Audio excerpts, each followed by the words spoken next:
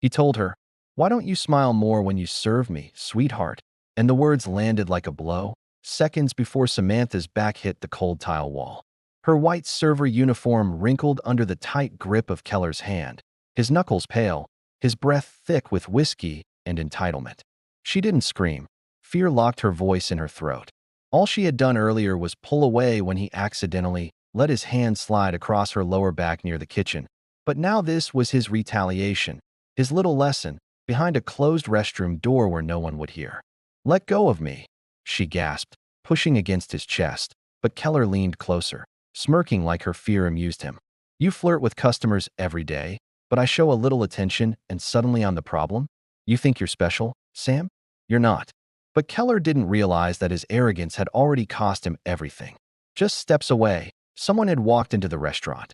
A man in desert tan navy fatigues, chest decorated with combat ribbons, posture straight like steel, eyes trained to size up danger instantly.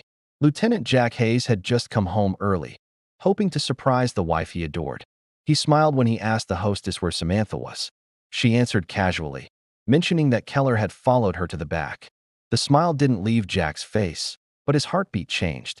His steps were silent and fast. Inside, Keller whispered, "No one's coming to save you." And then, the door opened. Not loud, but slow and deliberate, freezing the room. Jack's voice came out low and sharp. "She's my wife."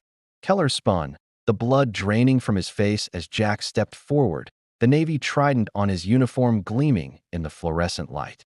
There was no shouting, no dramatic rush, just the quiet, static-charged stillness before a storm breaks. Keller stumbled backward, stammering excuses. Jack placed one calm, steady hand on his chest, not to hurt him, but to show exactly how easily he could. Samantha slipped out from behind her boss and into Jack's arms instantly, shaking. Jack held her, never breaking eye contact with Keller.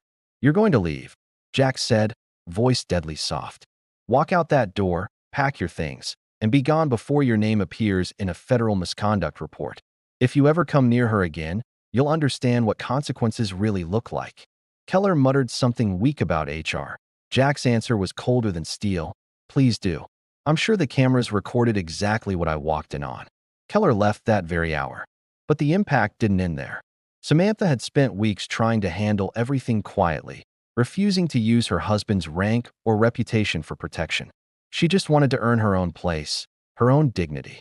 But silence doesn't prevent harm. It shelters it. That night, she cried in Jack's arms, apologizing for ruining his homecoming. Jack cupped her face and told her, "You didn't ruin anything.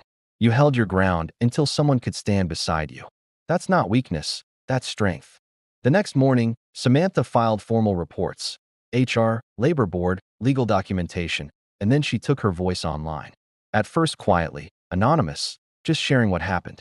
But her story lit a fuse.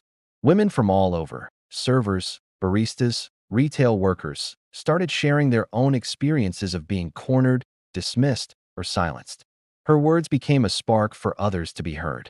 Policies changed. Cameras were installed. Training became mandatory. Samantha became a voice not just for herself, but for every woman who ever swallowed her fear to keep a job. And Jack, he never spoke for her. He stood with her. Because real protection isn't about control. It is presence, respect, partnership. When the wrong man thought she was alone, the right man showed him she never would be. Before you go, tell us where you're watching from. If this story hit your heart, like, comment, and subscribe, because the next story might be the one someone else needs to hear. Would you have stepped in like Jack did? Should Samantha's story be heard by more people? Comment power if you believe in standing up, even when your voice shakes.